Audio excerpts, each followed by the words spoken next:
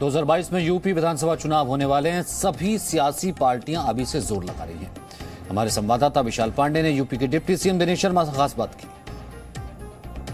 उत्तर प्रदेश के विधानसभा चुनाव को लेकर बीजेपी पूरी तैयारी में दिखाई दे रही है। विपक्ष के नेता भी मैदान में दिखाई दे रहे हैं। क्या रहने वाला है 22 के चुनाव को लेकर, इस पर बातचीत करने के लिए हमारे साथ मौजूद हैं यूपी के उप मुख्यमंत्री डॉक्टर दिनेश शर्मा।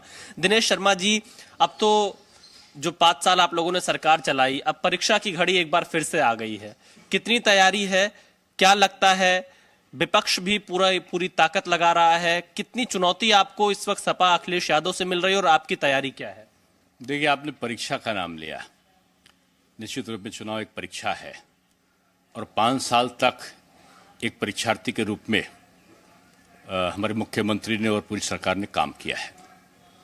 और पहले तो हम लोग सोचते थे कि फर्स्ट डिवीजन पास होंगे, लेकिन अब जिस प्रकार से जनता का समर्थन है, मुझको लगता है कि गोल्ड मेडल मिलने वाला है। और गोल्ड मेडल हर सब्जेक्ट में मिलेगा, यानी हर क्षेत्र में, जितने भी क्षेत्र हैं, एक प्रचंड जीत की तरफ भारतीय जनता पार्टी बढ़ रही है। दिनेश शर्मा जी, आप गोल्ड मेडल की बात कर रहे हैं, पर आपके मुद्दे क्या रहने वाले हैं? क्योंकि राम मंदिर उठता है, काशी विश्वनाथ कॉरिडोर का मुद्दा उठ रहा है, और अब आपकी पार्टी के नेता कह रहे हैं मथुरा का, श्री कृष्ण जन्मभूमि का मुद्दा भी उठेगा। तो क्या लगता है कि मथुरा भी अब आप लोग के लिए एक मुद्दा रहने वाला है इस चुनाव में? देखिए, बहुत सीधी सी बात पार्टी की तरफ से भी और सभी की तरफ से इस बात का है कि हमने अयोध्या का डेवलपमेंट प्रोसेस काफी हद तक का प्रारंभ करके समापन की ओर ले जा रहे हैं। काशी विश्वनाथ बाबा का जो भव्य मंदिर, जिसकी हम सपना भी नहीं कर सकते थे, 100 से ज्यादा साल के बाद मां अन्नपूर्णा देवी को विराजित करने के बाद पूरा कॉरिडोर जो बाबा विश्वनाथ का जो परिसर है, आज विश्व का एक अलौकिक सौंदर्य का पात्र बन के सामने आ रहा है। मथुरा में भी जो डेवलपमेंट प्रोसेस मथुरा विकास प्राधिकरण के माध्यम से शुरू किया है, वो भी अभूतपूर्व है और उसकी परिणति भी जल्दी होने वाली है। शर्मा जी, क्योंकि आप उत्तर प्रदेश के उप मुख्यमंत्री भी हैं और बीजेपी में एक ब्राह्मण चेहरे के तौर पर भी आपको देखा जाता है। बीएसपी हो, समाजवादी पार्टी हो, इन दिनों ब्राह्मण सम्मेलन बहुत कर रहे हैं और ये लोग ये मुद्दा उठाते हैं कि आपकी सरकार में ब्राह्मणों पर अत्याचार हो रहा है। किस तरह से देखते हैं आप उनके इन आरोपों को, और आपकी पार्टी ब्राह्मण वोट बैंक को लेकर क्या करने वाली है? देखिए, कुछ ऐसे दिग्भ्रमित लोग हैं जो चुनाव आने के पहले विभिन्न प्रकार की अफवाहें उड़ाते हैं।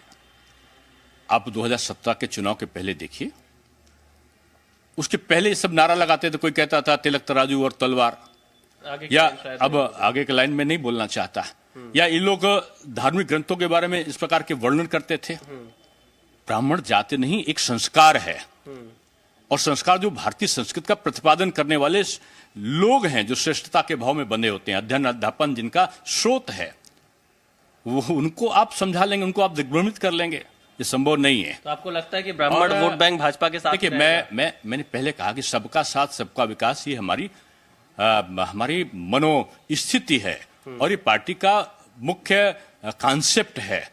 कितनी सीटों का टारगेट है इस बार आपका? मैंने पहले कहा कि आप देखिएगा, अप्रत्याशित और चौंकाने वाले परिणाम होंगे और मोदी जी और योगी जी की लोकप्रियता का परचम फहराएगा। पिछला रिकॉर्ड जो बीजेपी का है, वो बीजेपी ही ध्वस्त करेगी। धन्यवाद। तो ये थे यूपी के उप मुख्यमंत्री डॉक्टर दिनेश शर्मा। जी न्यूज से बातचीत में कहा कि 2017 का रिकॉर्ड बीजेपी 2022 में खुद से तोड़ेगी। उत्तर प्रदेश में बीजेपी का मुकाबला किसी से नहीं है। विपक्ष में इस बात की होड़ हो सकती है कि उसमें नंबर 1 कौन रहे, और इसके साथ ही साथ अपने सरकार की उपलब्धियां भी गिनाई और विपक्ष पर निशाना भी साधा। कैमरामैन धीरेन्द्र के साथ Vishal Pandey, Zee Media, Lucknow. Presenting B News app available on Google Play and App Store. Download it now.